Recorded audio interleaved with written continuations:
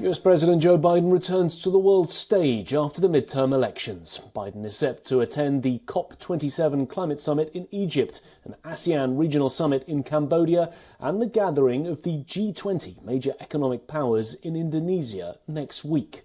Biden still faces turmoil if Republicans are confirmed to have narrowly won the House of Representatives. But he argues that the US allies can now relax after a mostly smooth election and the surprisingly strong democratic results. At the G20, Biden will rub shoulders with key European and Asian allies.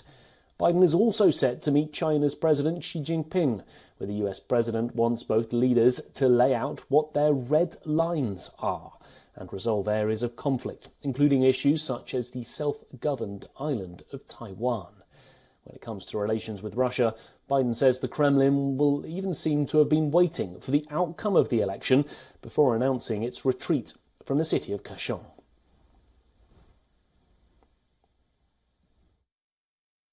I'm going to be going to the G20. I'm told that President Putin is not likely to be there, but other world leaders are going to be there in Indonesia.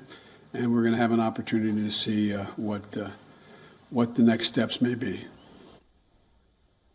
Analysts predict at COP27, Biden will flag the successful package through Congress this year of one of the biggest US spending packages to address climate change, the so-called Inflation Reduction Act. It includes almost $370 billion for things such as clean energy. In Asia, Biden will tout a resilient US economy, which, despite high inflation, continues to see low unemployment and a resurgence in manufacturing. However, none of this will eliminate the lingering questions in the minds of US Democratic allies over the durability of Biden's vision.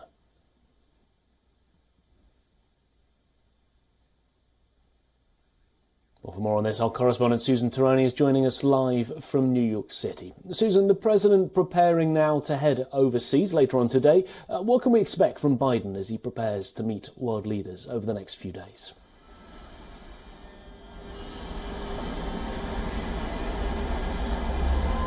Well, the president really laid out an agenda during that speech and a press conference with reporters yesterday. He really was asked about whether or not, he will,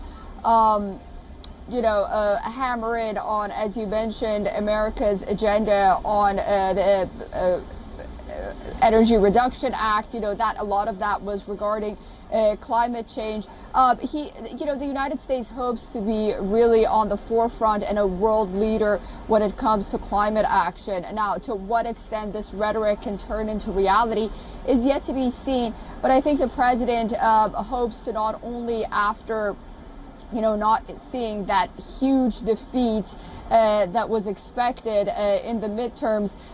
He hopes to once again re-engage with world leaders, hopes to bring them on board and, say that America is really still, at the forefront and committed to its global agenda.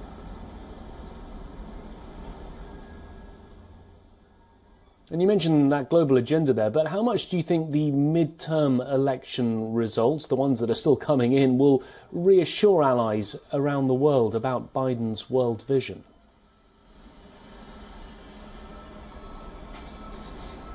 Yeah, that's the million-dollar question, considering the fact that these midterms were really nail-biters and we really didn't see a sweeping victory, for lack of a better word, from either side.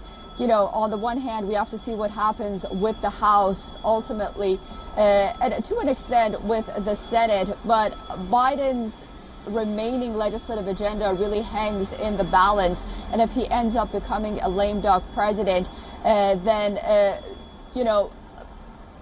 whether or not the Republicans decide to work with him on a lot of the issues domestically, that might be a greater challenge than a lot of his agenda on the international front, at least when it comes to the issue of Ukraine, dealing with Russia. I think the Republicans and Democrats are on the same page.